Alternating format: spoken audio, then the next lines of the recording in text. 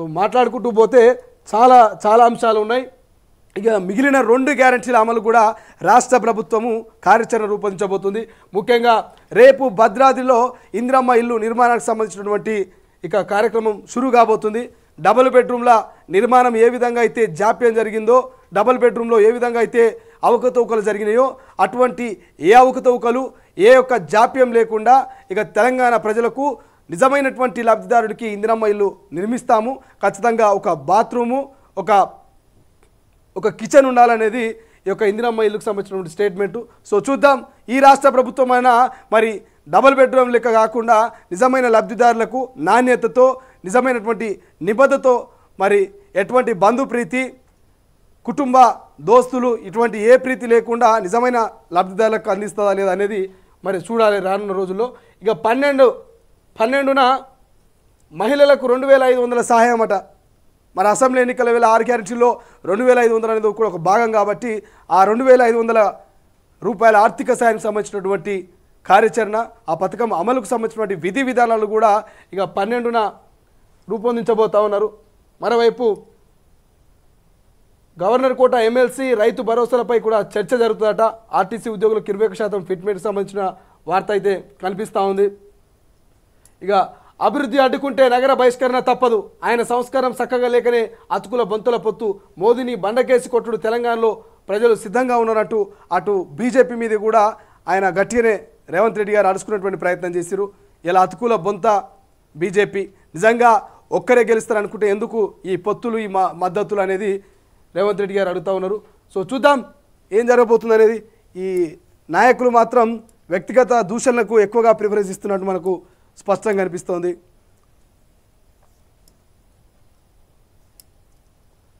Yes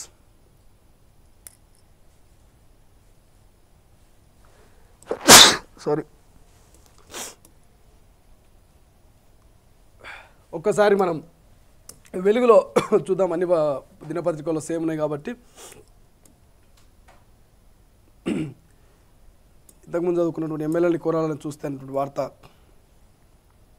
yes ABN ఆంధ్రజ్యోతిలో రాసినట్టు ABN ఆంధ్రజ్యోతిలో ఆ విద్యుత్ కేంద్రాలు కాళేశ్వరం లాంటివే, యాదాద్రి భద్రాద్రి థర్మల్ కేంద్రాల్లో ఉత్పత్తి అయ్యే విద్యుత్తో ప్రజలపై భారం, వీటిని వాడుకోవాలా వదిలేయాలా అనే దానిపై త్వరలో చర్చించే నిర్ణయం. బీఆర్ఎస్ తాత్కాలిక పార్టీ మాత్రమే, దశాబ్దాల పాటు పాలించిన పార్టీ కాంగ్రెస్ 40.33 లక్షల మందికి జీరో బిల్లులు.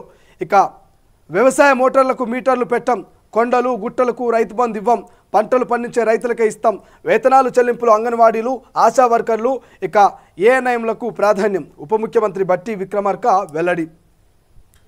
ఎస్ యాదాద్రి భద్రాద్రి థర్మల్ విద్యుత్ కేంద్రాలకు సంబంధించి ఉప ముఖ్యమంత్రి బట్టి విక్రమార్క సంచలన వ్యాఖ్యలు చేశారు. ఈ విద్యుత్ కేంద్రాలు కూడా కాళేశ్వరం ఎత్తిపోతల పథకం లాంటివేనన్నారు. అయితే వీటి నిర్మాణం కోసం ఇప్పటికే 1000 కోట్ల ఖర్చు చేసినందున వీటిని వాడుకోవాలా లేక వదిలేయాలా అనే దానిపై త్వరలోనే చర్చించి నిర్ణయం తీసుకుంటామన్నారు. ఈ మేరకు శనివారం సచివాలయంలో డిప్యూటీ సీఎం విలేకరుల సమావేశంలో మాట్లాడారు. భద్రాద్రి థర్మల్ కేంద్రంలో కాలం చెల్లిన టెక్నాలజీతో ప్లాంట్లను కట్టారని, ఆ కేంద్రంలో ఉత్పత్తి చేసే విద్యుత్కు యూనిట్కు 6 పైన పడుతుందని రూపాయల పైన పడుతుందని ఆందోళన వ్యక్తం చేశారు. ఇక యాదాద్రి థర్మల్ కేంద్రానికి బొగ్గు తరలింపు సమస్య ఉందన్నారు. థర్మల్ కేంద్రంలోని బొగ్గు బ్లాక్ల ఉదర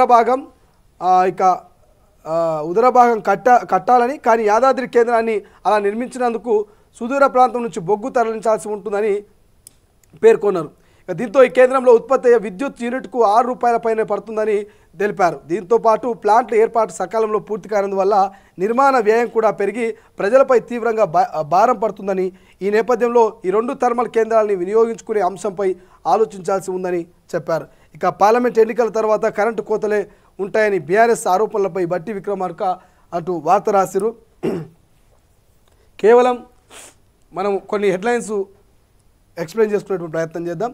ఆ విద్యుత్ కేంద్రాలు కాళేశ్వరం లాంటివి అంటూ స్పష్టంగా కాళేశ్వరంతో పోల్చిర్రు అంటే ఇక మీకు ఆ యాదాద్రి భద్రాద్రి థర్మల్ కేంద్రాల యొక్క విద్యుత్ కేంద్రాల పనితీరు అక్కడ ఉన్నటువంటి పరిస్థితి ఏంటో ఇప్పటికే మీకు తెలంగాణ ప్రజలకు స్పష్టంగా అర్థమై ఉండొచ్చు. 6 రూపాయలు అవుతుందట బొగ్గు తీసుకురానికే. ఇక బొగ్గు బ్లాక్లకు సంబంధించి కూడా చాలా దూరం అవుతున్నది, చాలా భారం పడుతున్నది. ఇక